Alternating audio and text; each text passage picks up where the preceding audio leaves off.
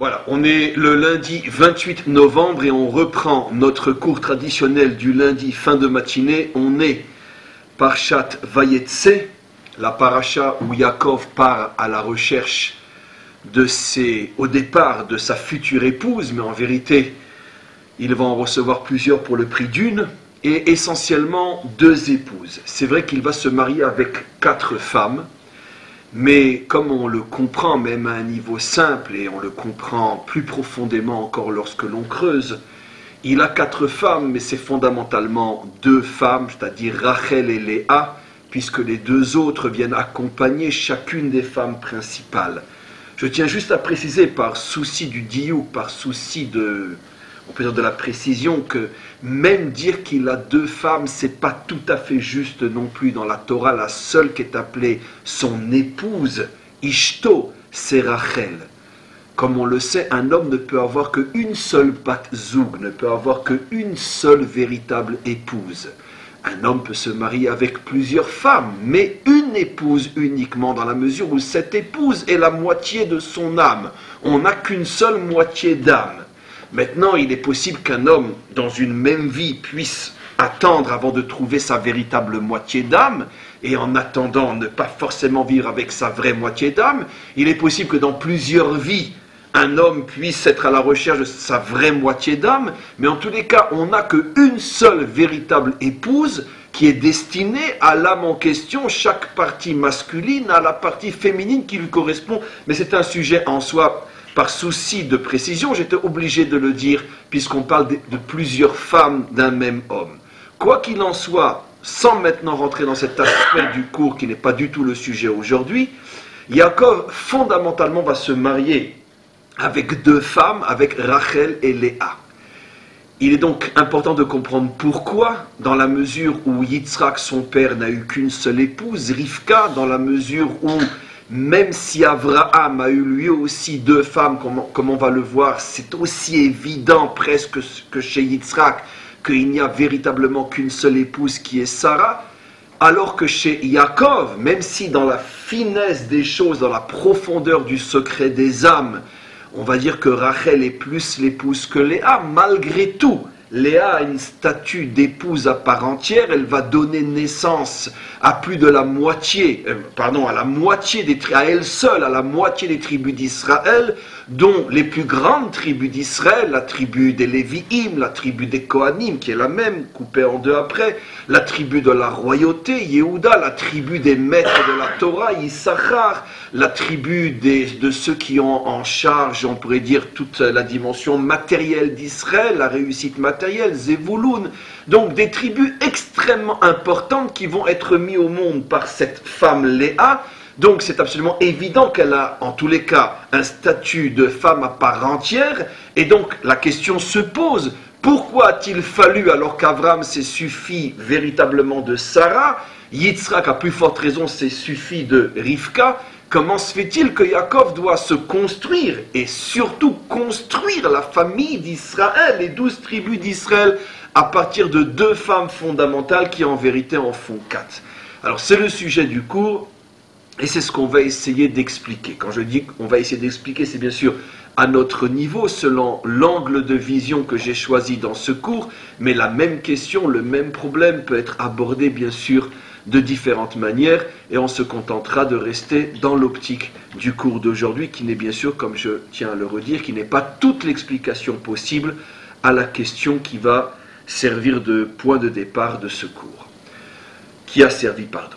Alors, pour comprendre ce qui se passe au niveau de Yaakov, surtout que nos commentaires mettent en relation le fait que le verset qui débute notre paracha, Vayetse Yaakov me Beersheva v'yelech Harana, Yaakov est sorti de Beersheva pour aller à Haran. Ce verset vient tout de suite après que la Torah conclut la paracha précédente en nous disant, je le dis directement en français, que Esav avait vu que les filles de Canaan n'étaient pas bonnes aux yeux de ses parents, aux yeux de son père, et il est parti chez Ishmaël pour prendre une fille d'Ishmaël. On a déjà longuement parlé de cette notion-là, on pourrait dire de cette rencontre en fin de paracha. Fin de paracha signifie toujours dans notre tradition la fin d'une histoire, ça fait allusion à une certaine rencontre ou à une certaine réunion d'Esav et d'Ishmaël en fin d'histoire, et on pourrait dire qu'il se produit par le biais d'un mariage entre Esav et la fille d'Ishmaël. Alors, avant de commencer à interpréter tel que nos maîtres nous ont appris à le faire, je tiens à préciser que, encore une fois, les histoires de la Torah nous présentent, on pourrait dire, des clés fondamentales qui nous permettent de comprendre l'histoire à toutes les générations. Et dans toutes les générations, les clés nous permettent d'ouvrir les portes nécessaires à la compréhension dans la génération où le maître comprend et explique la Torah. Ce qui veut dire qu'il y a 1500 ans, ce que je vais dire forcément aurait été dit d'une autre manière à l'époque où, par exemple, le Ishmaël que l'on connaît aujourd'hui n'existait pas encore. À plus forte raison, il y a 2000 ans. Ce qui veut dire que ce que je vais expliquer maintenant sont des notions fondamentales qui traversent l'histoire des civilisations et qui simplement s'habillent dans des peuples, dans des personnages, dans des civilisations différentes au niveau de l'habit, selon que l'on est aujourd'hui en train d'expliquer la Torah, ou que l'on explique il y a 2000 ans, ou il y a 3000 ans, ou il y a 3400 ans, parce qu'il y a 3500 ans, on venait à peine de la recevoir. Donc en tous les cas, encore une fois, ne restons pas coincés dans l'habit, essayons de comprendre le message qui traverse et qui s'exprime à travers l'habit, et maintenant je rentre dans le décodage. On va essayer de comprendre pourquoi finalement Esav, alors que rien ne permettait de l'imaginer, de le prévoir, pourquoi Esav va-t-il rejoindre Ishmaël à la fin de quelque chose? Et pourquoi par le biais d'un mariage? On aurait pu très bien imaginer une association entre une communion d'esprit ou d'action entre, mais pourquoi par le biais d'un mariage? Qu'est-ce que cela veut nous faire comprendre? Alors, on s'aperçoit de quelque chose de phénoménal.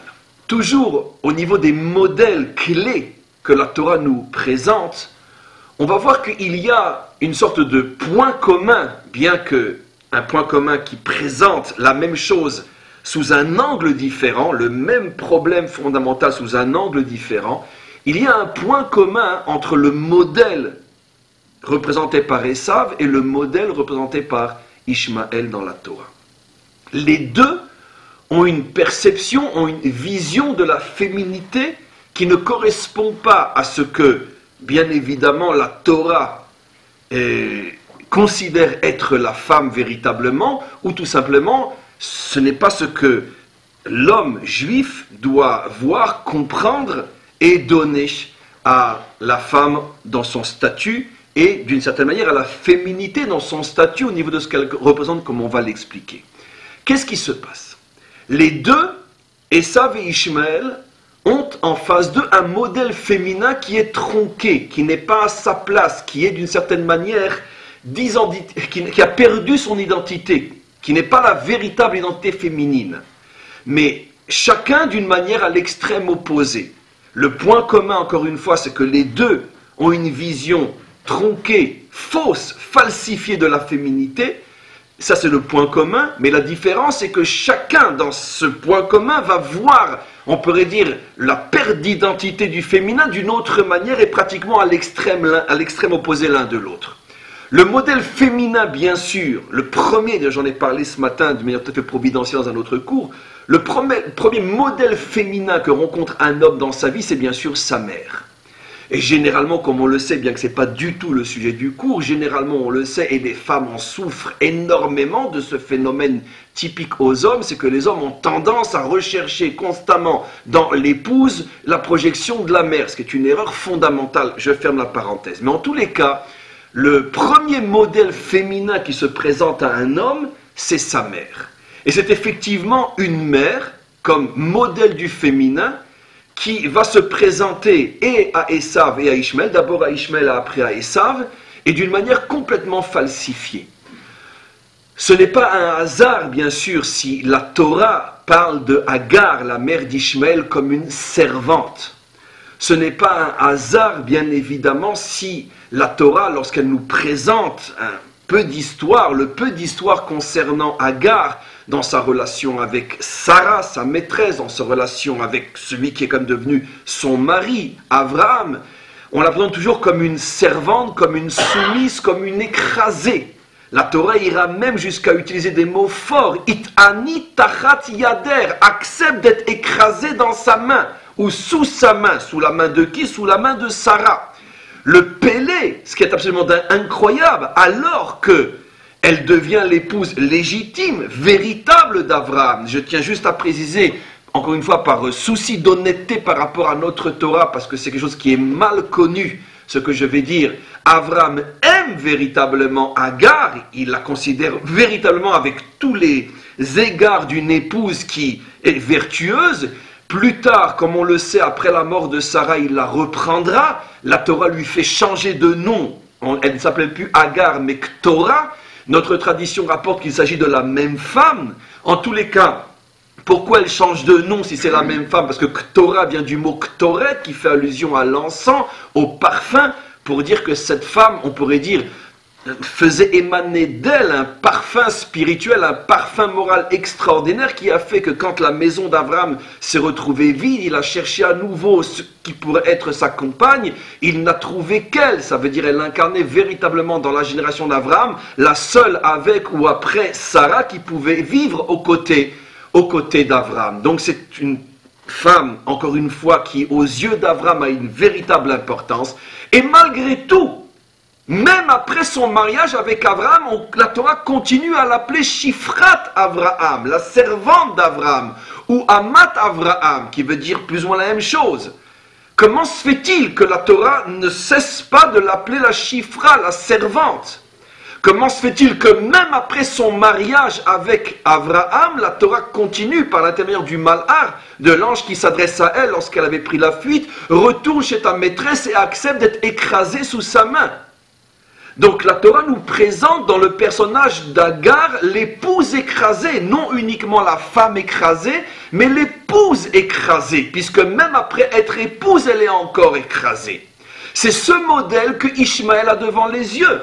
Lorsque Ishmaël ouvre les yeux et qu'il essaye de comprendre, parce que la première expérience de la féminité d'un homme, c'est dans sa propre maison, ce qu'il voit au niveau de ses parents, Ishmaël ne regarde pas ce qui se passe chez Agar, parce que d'abord c'est pas sa mère, en plus elle n'a pas d'enfant, mais le seul modèle qui se présente à lui comme une féminité qui s'exprime en tant que mère, c'est le modèle de Agar. Et qu'est-ce qu'il voit? Il voit un modèle de femme écrasée, de femme soumise, de femme qui finalement n'a aucune possibilité d'exprimer ses droits, de les faire valoir et de s'imposer comme. Elle a essayé.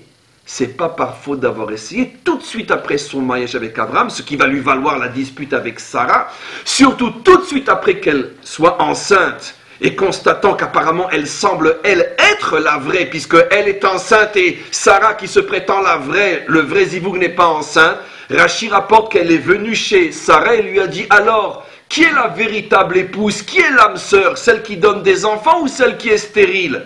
Et c'est ce qui a mis d'ailleurs Abraham en colère, c'est ce qui a mis, Sarah en colère, et a commencé à ce moment-là toute l'agression qui lui a valu la fuite. Mais donc elle a essayé de relever la tête. Et c'est justement après avoir essayé de relever la tête que Sarah ne lui laisse pas relever la tête, et que finalement, d'une certaine manière, on peut dire l'écrasement est confirmé par la Torah. Je ne rentre pas dans l'explication plus profonde que ce que je dis, dans la mesure où le Malhar confirme à Agar, Shuvi el Gevirter, retourne chez ta maîtresse, Veit ani tachat yader, et accepte son oppression. Il semblerait donc que la Torah voulait absolument garder dans le personnage de Agar la féminité écrasée. Si on regarde maintenant Esav, c'est exactement le contraire. D'Ishmaël qui voit une mère écrasée, on passe maintenant à Esav qui voit une mère écrasante. Rachel est tout le contraire de Agar. Ouvrez bien les yeux, que vos yeux s'ouvrent comme de véritables radars qui sont à l'affût du moindre signe permettant d'identifier ce qu'on cherche. Vous apercevrez que Rachel est véritablement un caractère fort, dominant, et d'une certaine manière, avec toutes les nuances que je vais rapporter, bien sûr, je parle de son caractère en tant que tel, pas de son travail après pour le gérer, mais c'est un caractère extrêmement fort. Rachel se présente comme une femme forte. À titre d'exemple, son combat contre son père. Elle lui vole les traphim, elle lui vole ses idoles, elle prend des risques. Mais avant ça déjà, alors qu'elle est la cadette, elle est plus jeune que Léa. Dès le départ, la Torah nous la présente comme une bergère qui sort faire paître les troupeaux au milieu de qui? Au milieu des bergers, au milieu d'hommes. C'est un petit peu un garçon manqué. N'oublions pas que si la Torah, bien sûr, traverse l'histoire, malgré tout, l'histoire dans son contexte reste vraie. Cette histoire s'est passée il y a plus de 3500 ans. Il y a 4000 ans, puisqu'on est 500 ans avant le don de la Torah. Il y a 4000 ans, vous imaginez dans le contexte de l'époque, une fille bergère qui sort au milieu des bergers pour abreuver les moutons. Je veux dire, c'est pas courant. Surtout qu'elle a une grande sœur, si déjà. Pourquoi elle? Et nos maîtres expliquent qu'il y a toute une tradition qui est fondée sur quantité de messages et de signes que nous envoie la Torah. Nos maîtres décèlent dans le caractère de Rachel une femme extrêmement forte, un petit peu garçon manqué d'une certaine manière, qui s'affirme, qui sait s'affirmer, qui sait prendre sa place, qui sait d'une certaine manière prendre toute la place, au point que, comme on va le voir encore dans le cours, Léa, qui est pourtant l'aînée, je sais que je vais dire le contraire dans quelques instants, mais ça c'est au niveau de son travail, attendez juste, je parle de son caractère, c'est une femme forte. Alors que Léa, qui est l'aînée, Ve'ene Léa racote, et Léa ne cesse de pleurer, elle est toujours dans son coin, on ne la voit pas, etc. D'ailleurs, nos maîtres disent pourquoi Lavan a confié son troupeau à Rachel, la petite, alors qu'il a à sa disposition Léa la grande, c'est parce que Léa est une femme complètement effacée. Quand Lavan lui a dit prends les moutons et va les faire paître, elle a dit mais enfin papa, je ne vais pas sortir toute seule une jeune fille au milieu de tous ces hommes, c'est pas ma place. Kol kvoda bat meler pnima, la véritable place de la féminité est dans l'intériorité, à l'intérieur, pas au milieu des hommes, en plus des bergers. Vous imaginez comment elle se met en danger. Rachel n'a pas peur, Rachel est un garçon manqué, Rachel est forte de caractère. Et ça c'est bien sûr au niveau de son caractère à elle, au niveau de Rachel, et Léa en verra. Maintenant, Esav, j'ai sauté une étape, personne ne m'a...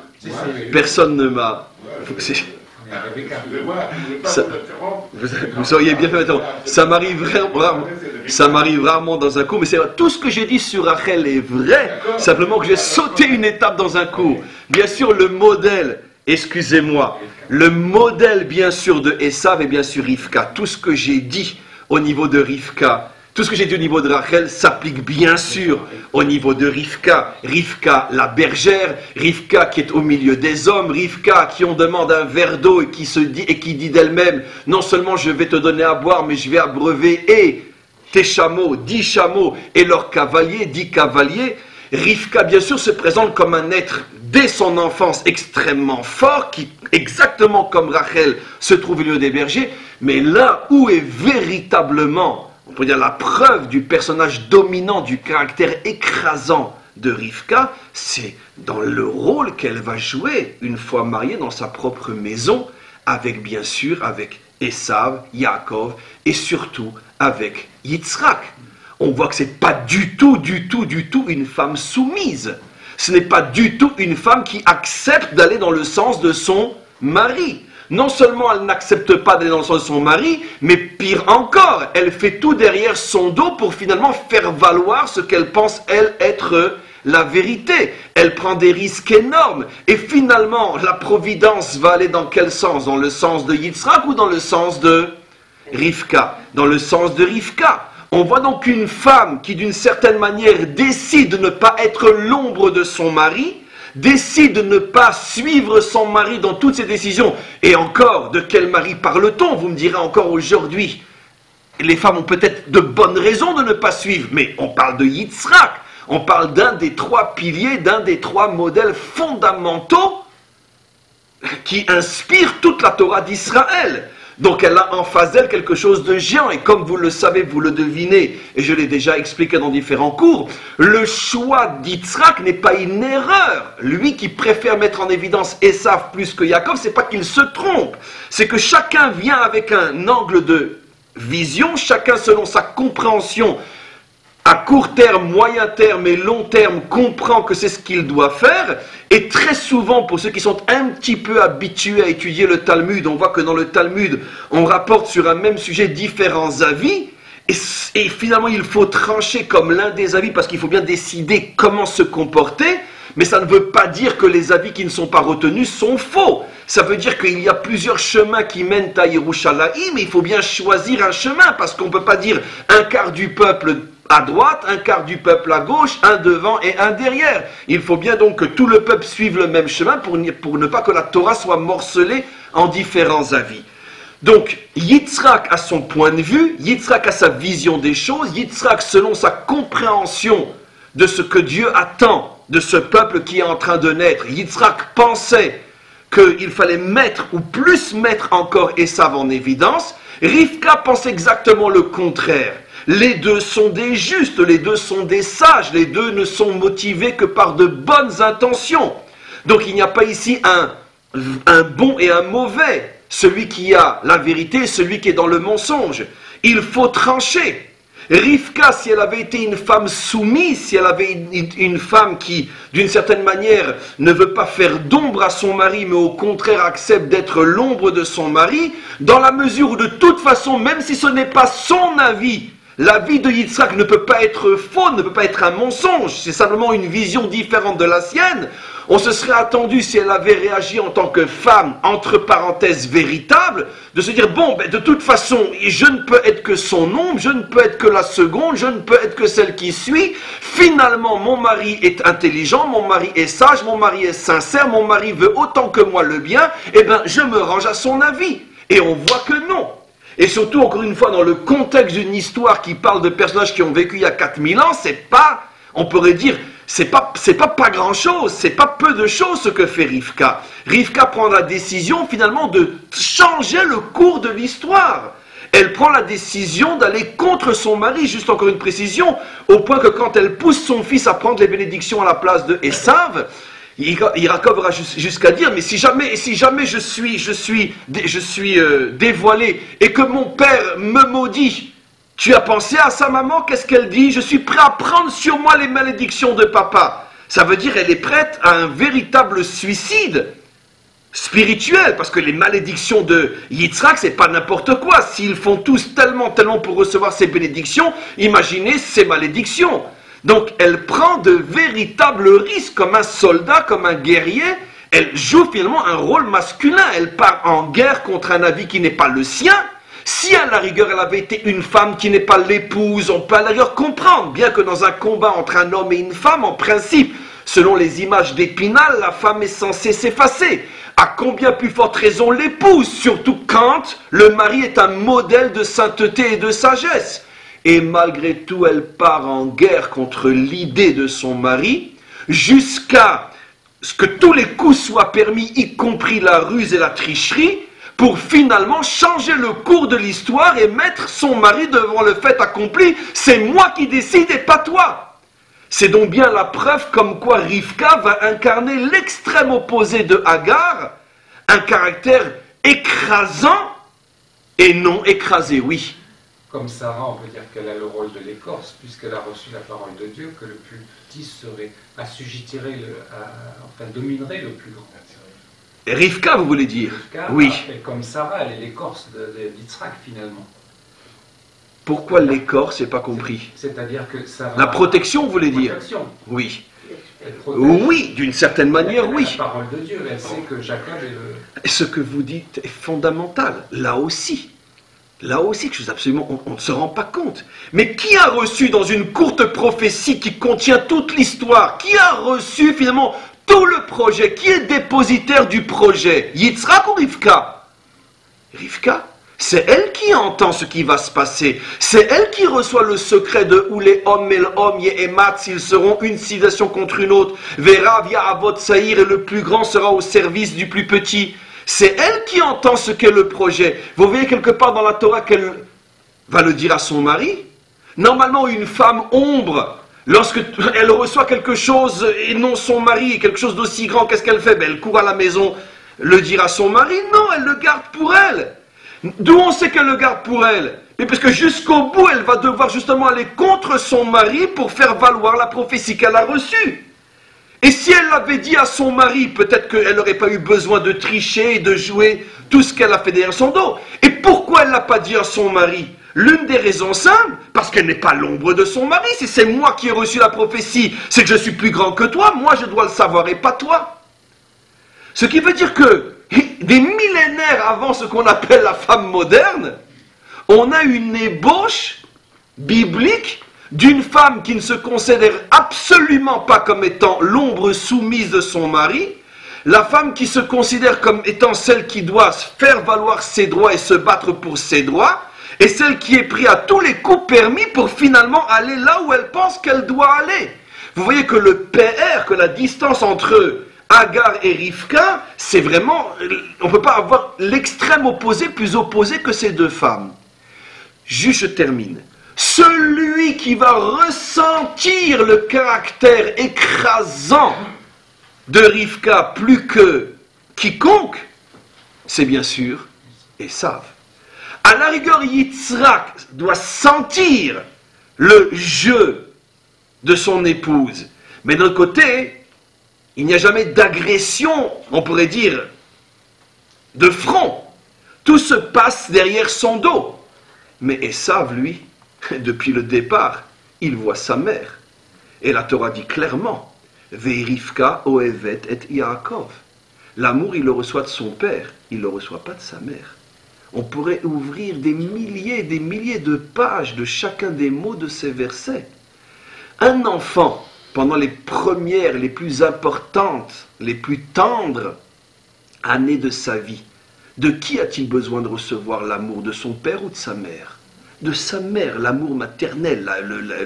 La phrase amour paternel n'est pas une phrase, ça ne veut rien dire, l'amour paternel. Non. L'amour maternel. Et ça va être en manque d'amour maternel. Et ça va être en face d'une mère qui l'écrase, qui a décidé d'avoir sa peau. Mais il le ressent dans ses tripes depuis son enfance. Ishmaël voit une mère écrasée, qu'il voudrait aider, qu'il voudrait soulever, qu'il voudrait soutenir, qu'il voudrait renforcer.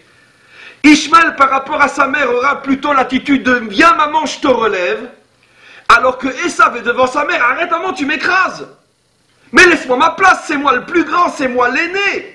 Mais pourquoi tu m'écrases? Pourquoi tu me prends ce qui est à moi? J'ai besoin d'amour, maman.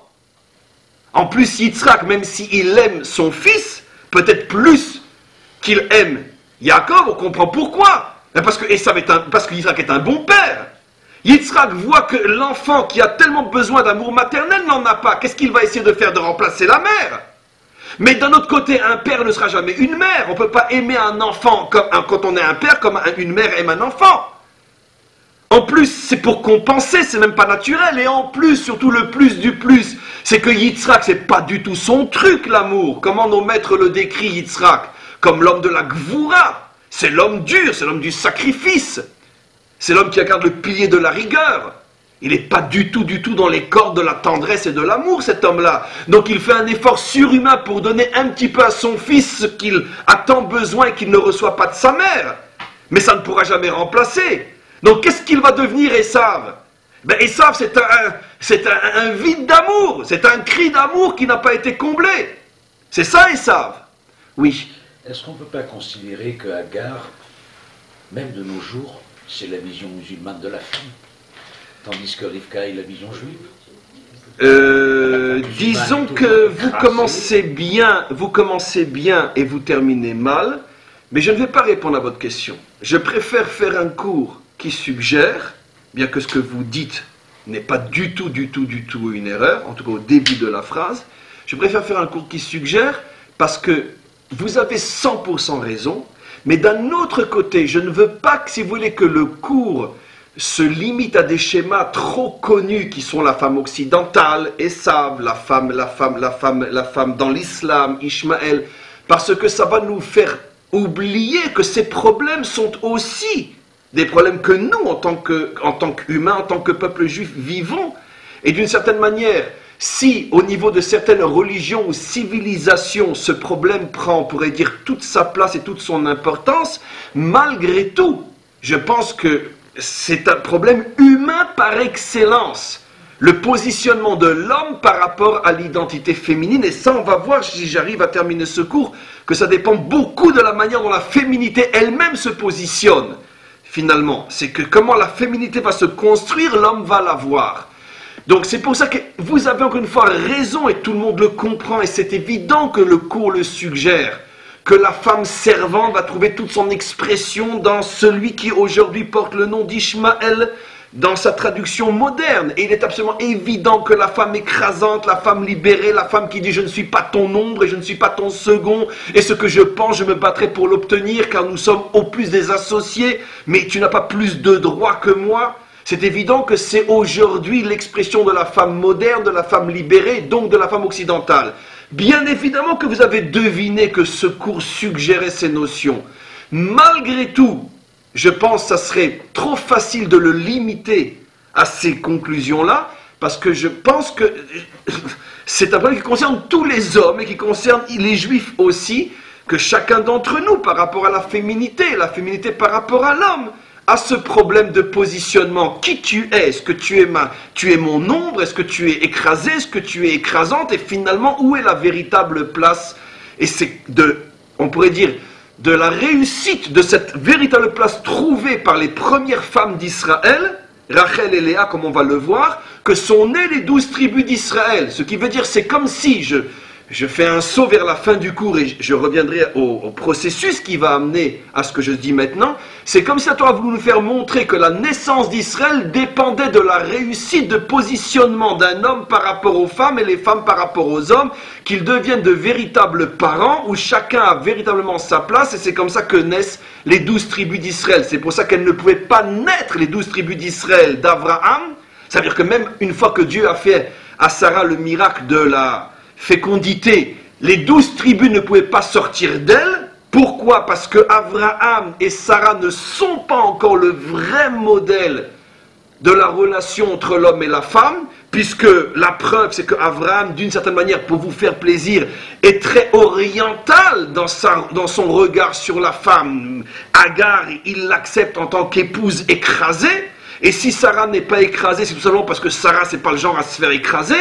Mais à partir du moment où Agar a ce tempérament d'accepter d'être écrasé, on ne voit pas du tout qu'Abraham fasse quoi que ce soit pour la sortir de là. Donc lui ne pouvait pas être le père des 12 tribus d'Israël. De même, dans le couple Yitzhak-Rivka, c'est le contraire.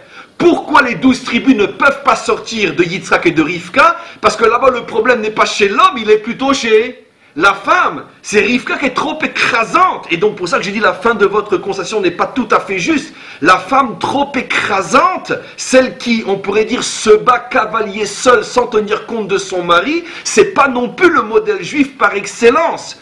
Ce sont des étapes par lesquelles il fallait que l'histoire passe. L'histoire nous présente d'abord le modèle d'un homme qui conçoit tout à fait qu'une femme puisse être écrasée, Abraham. Après, la Torah nous présente le modèle d'une femme qui conçoit très facilement qu'un homme n'a rien à lui dire, Rivka. Et finalement, ni du premier modèle ni de l'autre vont naître les 12 tribus d'Israël.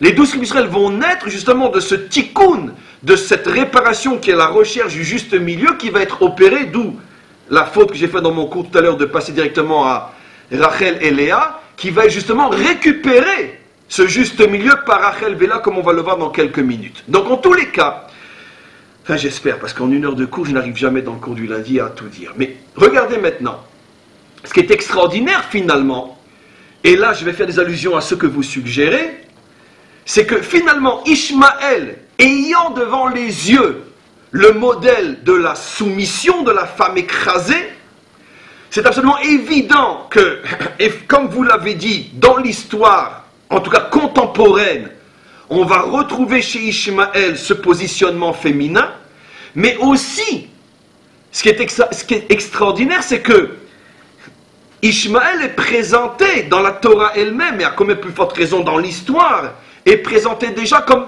Péré Adam. Péré Adam, la Torah dit Yado Bakol. Ça veut dire qu'il essaye de soumettre tout le monde. Yado Bakol.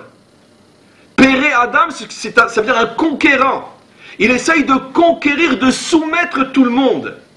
Mais ce qui est extraordinaire, même si on s'en tient au Ishmaël biblique, comment se fait-il que l'homme qui a eu en face de lui le modèle de la femme écrasée va devenir un homme qui va chercher lui-même à écraser?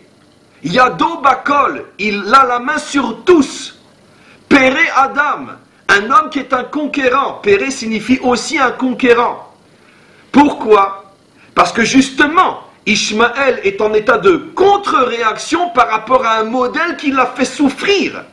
Lui a souffert de voir sa mère écrasée, et donc automatiquement toute son idéologie va être fondée sur l'écrasement de l'autre, sur la guerre sainte, sur le djihad, sur la conquête, sur le sabre.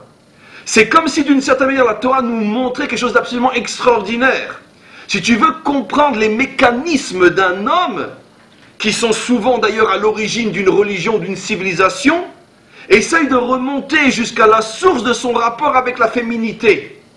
Et tu vas te rendre compte que le problème qu'Ishmaël avait avec sa mère et la vision qui l'a fait souffrir, la vision de sa mère opprimée, écrasée, va être le levier d'une réaction terrible dans l'autre sens.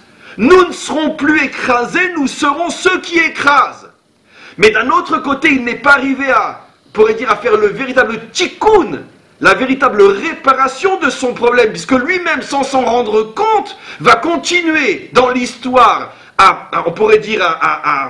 garder le modèle de la femme soumise. C'est-à-dire, au lieu de comprendre que justement, si tu as souffert de l'écrasement de ta mère, commence par créer une civilisation qui libère la femme, lui va faire tout le contraire. Il va garder d'une certaine manière le modèle de la femme écrasée, et son besoin d'écraser les autres, ça sera sur les autres, mais pas à l'intérieur de son propre système dans lequel il vit. Ça veut dire que c'est toujours le même phénomène que quand tu as une contre-réaction qui est mauvaise, c'est toujours les autres qui sont les victimes de cette contre-réaction. Mais le tikkun ne se fait jamais là où il doit se faire. C'est ce qu'on appelle finalement la politique du bouc émissaire. Je vais écraser tout le monde parce que vous m'avez écrasé. Mais ce tout le monde-là, c'est pas forcément celui qui t'a écrasé, c'est pas grave, de peur que. Ça, c'est Ishmaël. Esav, qu'est-ce qu'il va produire? Esav est en manque d'amour. Esav a besoin d'amour. Toute la civilisation d'Esav va être un grand cri à la recherche de l'amour. Faites et pas la guerre. Ça va être ça tout le temps. Ça, c'est l'expression moderne de ce problème-là.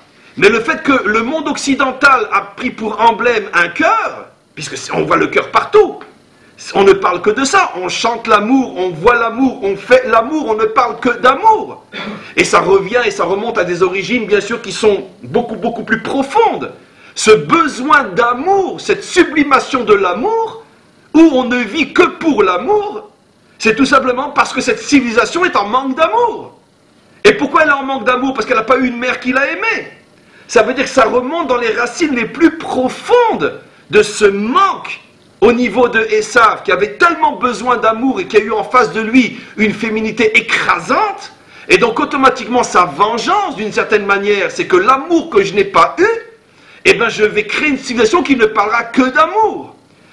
Mais d'un autre côté, comme chez Ishmaël, comme c'est une contre-réaction et non l'aboutissement d'une prise de conscience, parce que c'est sûr que l'amour est une valeur en soi extraordinaire.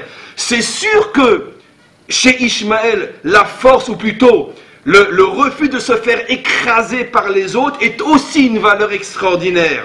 Mais le problème est-ce que tu es arrivé à cette idéologie, soit de vouloir absolument écraser pour ne pas être écrasé, ou l'amour à tout prix parce que tu as besoin d'amour? Est-ce que c'est parce que tu comprends que ces valeurs en tant que telles sont bonnes, ou c'est une réaction à un manque?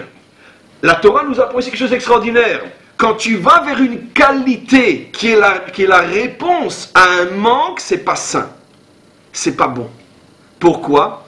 Parce que ce n'est pas le fruit d'une réflexion profonde, c'est une contre-réaction par rapport à quelque chose. Et l'exemple que nos maîtres donnent, c'est l'effet ressort.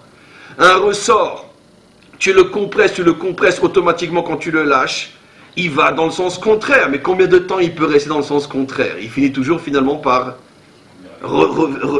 l'équilibre, en tout cas à revenir, quoi qu'il en soit, il n'y a plus d'expansion.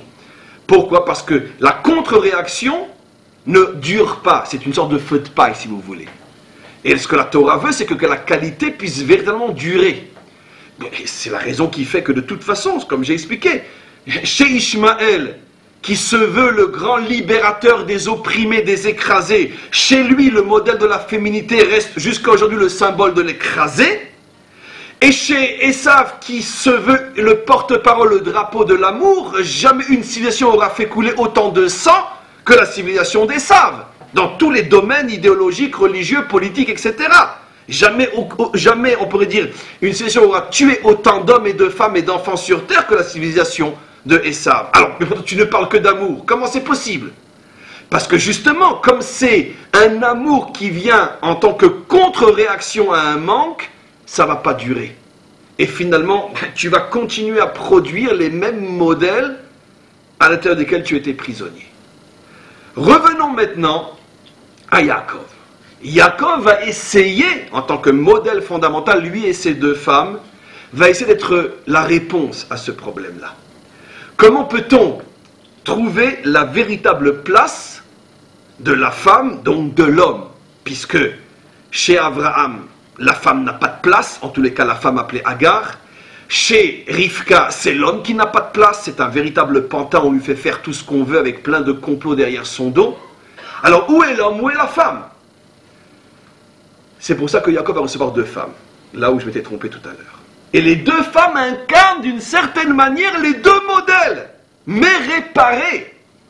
Léa est le prototype même, dans son essence première, de la femme écrasée, puisque c'est la femme qui est mise de côté, c'est celle dont on ne veut pas, c'est celle, disent nos maîtres, qu'on avait promis à Esav, donc d'une certaine manière la ratée, celle dont on ne veut pas, c'est celle qui ne prend pas de place, Ve'eine Léa Rakot. Elle passe son temps à pleurer, mais pourquoi personne ne veut de moi? La femme dont on ne veut pas. Léa, très bien. Et si déjà on ne veut, alors comme Boniche maximum, mais pas plus que ça. On va voir comment elle va s'en sortir. Elle part avec, on pourrait dire, un passif extrêmement négatif. Personne ne veut de moi.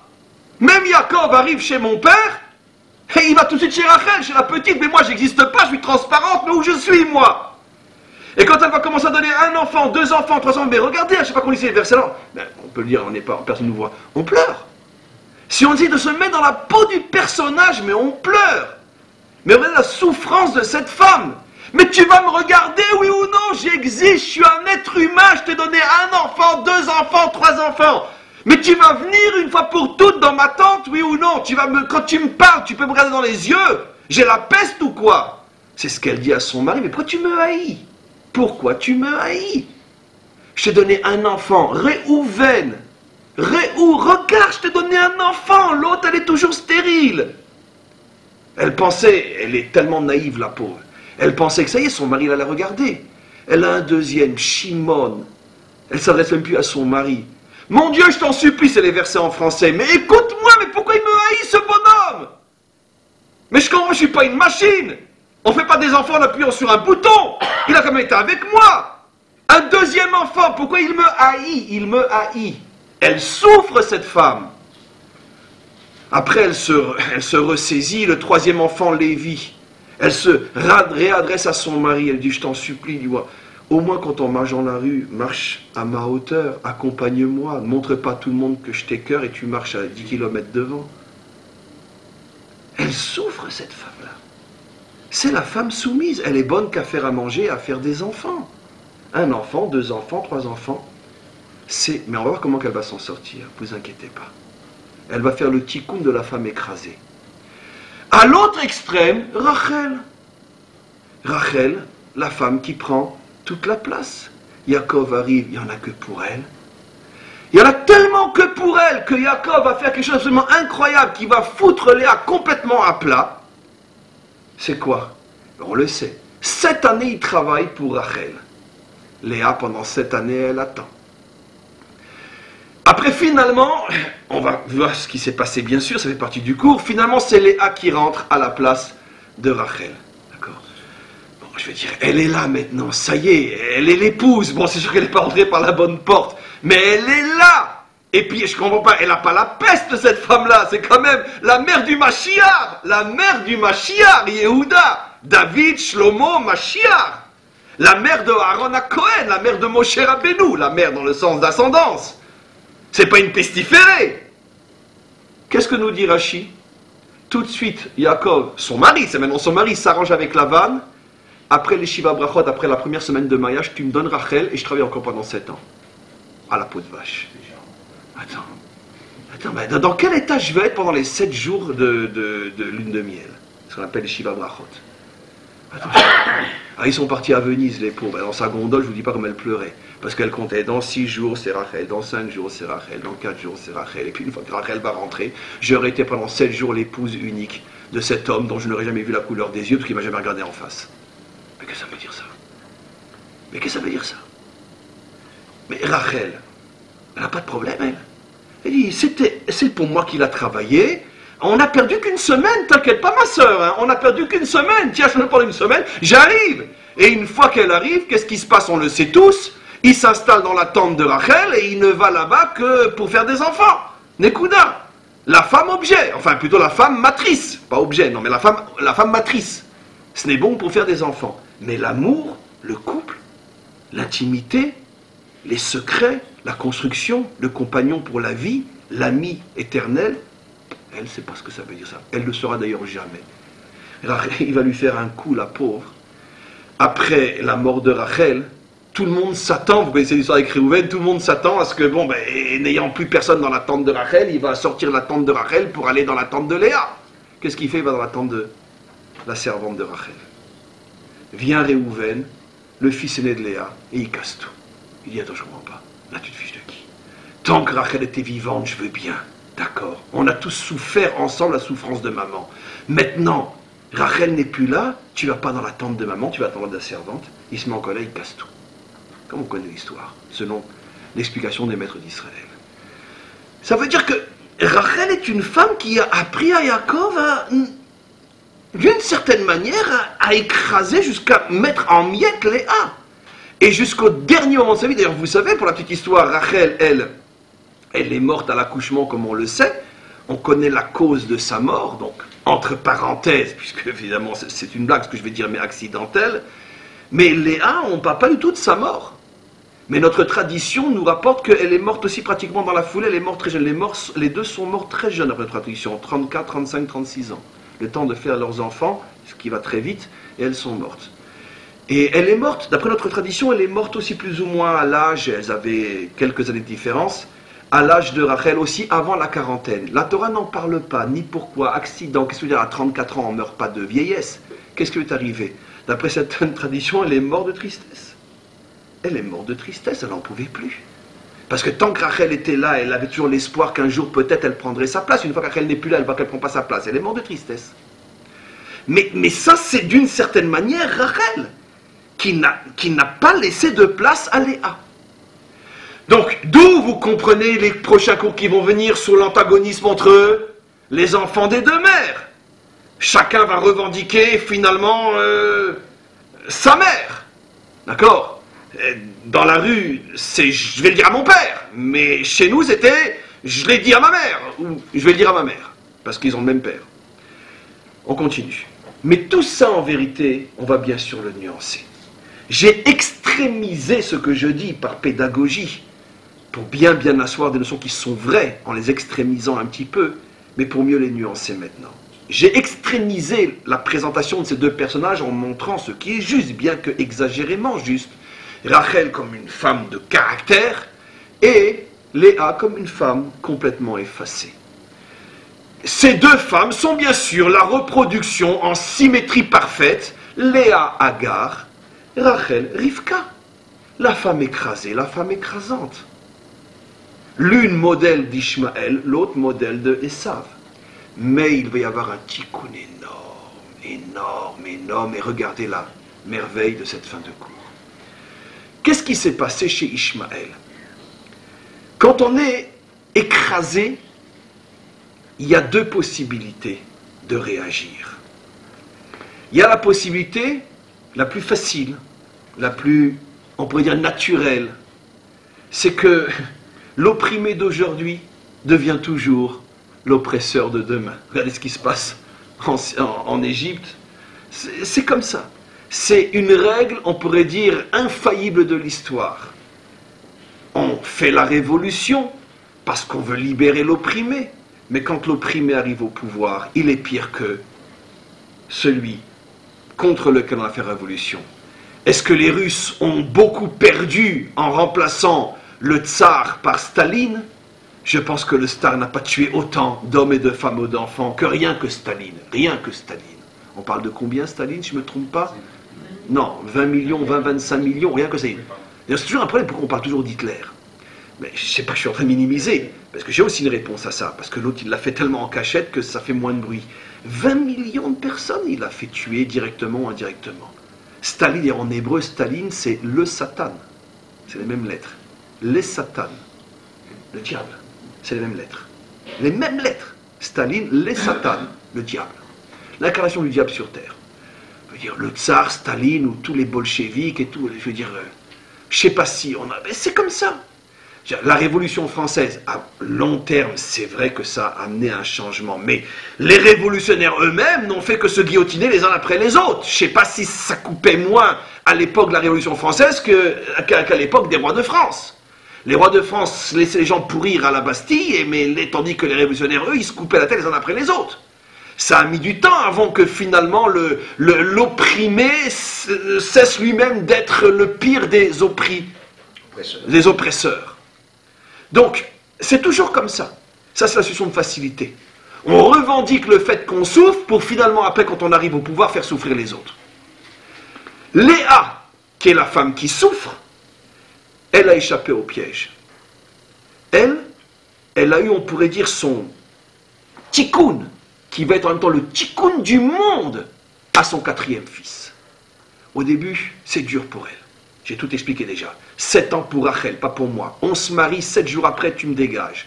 Après, 1 enfant, 2 enfants, 3 enfants, même pas tu me regardes dans les yeux. Elle n'en peut plus, elle souffre. Elle appelle ses enfants du nom de sa souffrance. Mais quand elle arrive au 4e, qu'est-ce qu'elle dit? Yehuda, Hapa'am Hode et Hashem. J'en ai marre de me plaindre. Alors qu'est-ce qu'il y a? Je vais souffrir toute ma vie. Non. Écoute Hashem, ce que j'ai, bon Hashem, merci mon Dieu. Je vais apprendre à être heureuse avec ce que j'ai. J'ai pas l'amour, j'ai pas un mari, j'ai des enfants. Je m'accroche à ça. Je vais chercher dans le cadeau que j'ai la source de ma réussite. Nos maîtres disent, dans leur langage codé et magique, quand elle a dit à Pam, Odé et Hachem, maintenant je vais dire merci à Hachem pour ce 4e enfant. Nos maîtres disent, c'est la première fois depuis que Dieu avait créé le monde que quelqu'un lui avait dit merci. Et le maître du monde lui a dit, ma chérie, ma fille, sache que ces mots-là vont se transformer dans la délivrance du monde. Les rois sortiront de toi, David sortira de toi, le Mashiach sortira de toi. Toi, la femme écrasée, va mettre au monde celui qui libérera le monde. De la femme soumise va sortir le libérateur du monde. Pourquoi? Elle a fait le tikkun de la soumission. Elle a compris que ça ne sert à rien de râler. Ça ne sert à rien, encore moins d'écraser les autres pour se venger d'avoir été soi-même écrasé. Apprends à voir dans ta situation, là où tu es, les étincelles de joie et de bonheur. Car personne n'est dans un 100% trou noir. À partir du moment où elle a fait l'effort de chercher là où elle se trouvait les étincelles de bonheur, elle s'est accrochée, le maître du monde lui a dit, ma fille, tu as tout compris toi. C'est de toi et seulement de toi que sortira celui qui sauvera mon monde. Donc elle a fait quelque chose d'extraordinaire. Elle apprend au monde une leçon extraordinaire. C'est vrai que pour des raisons dont seul le maître du monde a le secret, c'est vrai qu'il y a des vies difficiles et pénibles et soumises et écrasées et pas faciles. C'est vrai qu'il y a une grande partie du maître qui est du côté des écrasés. Mais si je suis du côté des écrasés, ça veut dire que ou je dois me tirer une balle dans la tête ou je dois écraser les autres? Non. Parce que sache que dans ce monde, même les écrasés, s'ils veulent voir les étincelles de véritable bonheur qui se trouvent dans leur vie, ils vont les trouver. Et s'ils s'accrochent à ces étincelles et deviennent des acteurs plutôt que des spectateurs, ça veut dire qu'ils arrêtent d'être passifs et de râler, mais de construire avec le peu qu'ils ont dans les mains. Tu ne sais pas jusqu'où cette construction peut aller. Chez Léa, cette construction du peu qu'elle avait dans ses mains, la mère de 4 fils, C'est transformé en mère de l'humanité tout entière. C'est elle, c'est sa matrice, c'est son sein qui libère le monde entier. Vous imaginez à long terme ce que cette femme a prouvé. Regardons maintenant chez Rachel. La femme écrasante, le caractère dominant. Comment qu'elle va faire, elle, le tikkun? On le sait. Écoutez, la fin du cours, c'est une merveille. C'est vrai, elle ne va pas changer son caractère. Parce que la Torah n'accepte pas la mutation. La mutation, ça fait des monstres. Tu as un caractère, tu dois le garder. Mais tu dois l'affiner, tu dois le gérer, tu dois le contrôler. On ne demande pas de changer de caractère, parce qu'encore une fois, ça fait des mutations. Il n'y a que dans les laboratoires de Frankenstein qu'on fait des mutations et on sort des monstres. Sois comme tu es, parce que c'est ce que le maître du monde t'a donné. Mais apprends à l'affiner, comme un diamant qu'on polit, qu'on nettoie de ses scories pour que le diamant soit portable et brille véritablement. Ta nature est remplie de scories. Enlève les scories, ne garde que le bon. C'est ce que Rachel va faire. Elle a une nature dominante, mais elle va polir le diamant. Ou plutôt, elle va polir la nature pour en faire un diamant. Et où elle va le prouver, vous le savez tous et toutes, dans son comportement justement avec sa sœur. Quand arrive le mariage, qui ne se rappelle pas de cette magnifique tradition que nos maîtres nous rapportent? Tout l'autre côté du rideau que on ne voit pas sur la scène de la Torah, parce que la scène de la Torah ne nous montre pas ce qu'il y a de l'autre côté du rideau. C'est tous les commentaires de notre tradition. Qu'est-ce qui s'est passé? Même si on lit simplement le texte, on ne peut pas ne pas avoir de questions. Comment qu'on peut donner à un homme une autre femme que la sienne? Qu'est-ce qui s'est passé? Comment c'est possible?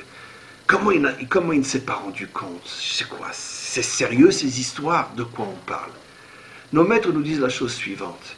C'est que Yaakov, bien sûr, se doutait que Lavan était véritablement rusé et qu'il ne portait pas son nom à Arami, le malin, le rusé pour rien. Parce que Arami veut dire l'araméen, mais veut dire aussi en hébreu le rusé, le malin. Et donc, il avait peur. Qu'est-ce qu'il a fait? Regardez le message que nous rapporte notre tradition. Il a donné un code à Rachel. Parce qu'à cette époque-là, comme encore dans certaines coutumes aujourd'hui, la femme arrivait sous le dais nuptial complètement recouverte. Avec un véritable... De là, d'ailleurs, vient la tradition que maintenant, le khatan, pour ceux qui ont la coutume d'épouser sous la choupa, la femme avec un véritable voile, entre parenthèses, le voile est pour la préserver du regard des autres, que tout le monde sait qu'on regarde toujours la kala, voici elle est belle, etc. Donc pour la préserver du regard, on pourrait dire malfaisant, de ceux qui regardent sa beauté, et donc on la couvre pour les 5 minutes du mariage. Mais... le khatan a l'habitude, pour ceux qui ont cette tradition, je parle, parce que la plupart ne marient pas une femme dans cet état-là, mais d'aller relever le voile pour être bien sûr que c'est la bonne. Et Yaakov ne l'avait pas fait, c'est comme ça qu'on a pu le tromper. Donc lui, qu'est-ce qu'il avait fait? Il avait donné des codes, encore quelques minutes, je vous en supplie. Il avait donné des codes à... Rachel lui avait dit, quand tu seras sous la choupa, pour que je sois sûr que c'est toi, d'accord? Le code entre nous, c'est « je t'aime mon amour ». Très bien. Et qui peut deviner qu'elle lui a donné ce code-là? Très bien. Bon, Rachel lui dit, mais enfin, qu'est-ce que tu vas imaginer? C'est évident que c'est moi qui vais venir. Mais quand elle s'est rendue compte que son père disait, toi dégage, c'est Léa qui part à ta place, et puis elle avait peur, elle ne sait pas quoi faire. Elle s'est dit, mais si je ne donne pas les codes à ma sœur Léa, quand Yaakov va être sous la roupa, il va dire, et qu'elle ne va pas dire les codes, qu'elle va dire, mais qu'est-ce que je te dise? Il va se rendre compte de la supercherie, il va lui lever le voile, il va la gifler devant tout le monde, ça va être la honte de ma sœur. Pour ne pas que sa sœur ait honte, qu'est-ce qu'il a fait? Qu'est-ce qu'elle a fait? Elle lui a donné les codes. Elle lui a dit, regarde, tu me prends mon mari, alors si déjà, va jusqu'au bout, prends les codes. Quand il te dira, dis-lui, je t'aime mon amour.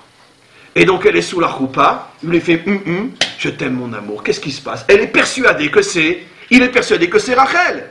Elle s'est sacrifiée, elle aurait pu, mais elle avait tous les droits de dire, mais je refuse, mais c'est mon mari, mais qu'est-ce que ça veut dire cette supercherie? En plus, c'est pas un robot, sa sœur Léa, c'est pas un bébé, elle a son libre arbitre, elle aurait pu refuser, quand Lavan lui a dit, va à la place de ta sœur, Léa aurait pu dire, non, je refuse de faire ça à Rachel, je ne suis pas l'épouse, Léa est complice, Rachel avait toutes les bonnes raisons de ne pas se laisser faire, pour ne pas faire honte à sa sœur, elle accepte.